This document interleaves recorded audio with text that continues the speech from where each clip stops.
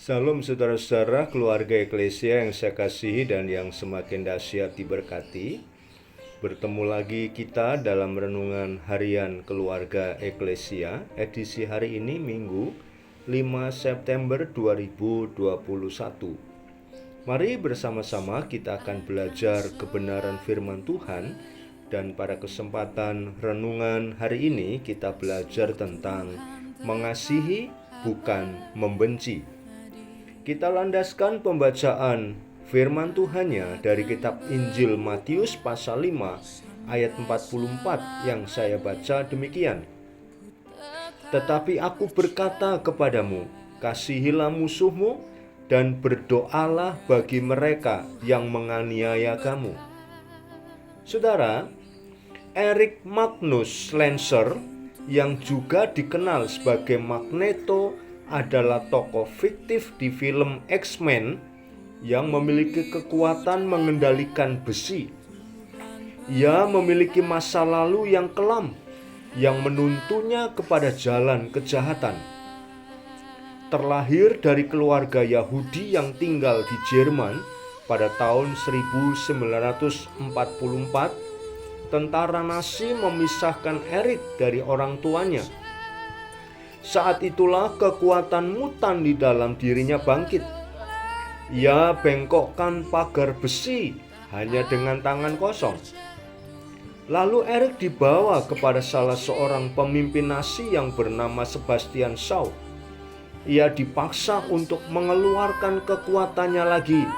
Namun Erik tidak mau, sehingga kemudian Shaw menembak mati sang ibu di depan mata Erik. Hal tersebut membuat Erik marah besar dan menghancurkan ruangan berisi peralatan yang terbuat dari besi. Setelah itu Shaw terus-menerus menjadikan Erik sebagai bahan eksperimen sampai akhirnya Erik berhasil melarikan diri. Dalam pelariannya, Erik pergi ke Polandia dan hidup sebagai manusia normal hingga akhirnya identitas Erik sebagai mutan terungkap karena istri dan putrinya tanpa sengaja tertembak mati oleh polisi. Erik marah besar dan menyerang semua polisi hingga dendam kepada umat manusia terus bertumbuh di hatinya. Apa yang dialami Erik dalam kisah fiksi tersebut sering terjadi pada kehidupan nyata beberapa manusia.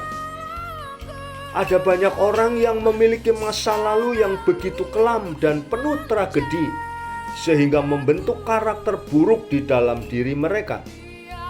Segala macam amarah, kepahitan, kekecewaan, kebencian, dan sakit hati tercampur menjadi satu, sehingga terciptalah sosok manusia yang tujuan hidupnya hanya diisi dengan balas dendam dan pikiran jahat.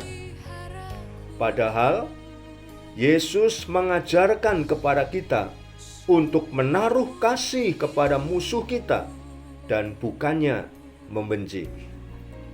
Saudara, dunia membawa pemahaman orang jahat harus dibalas dengan jahat. Namun Yesus berpendapat lain.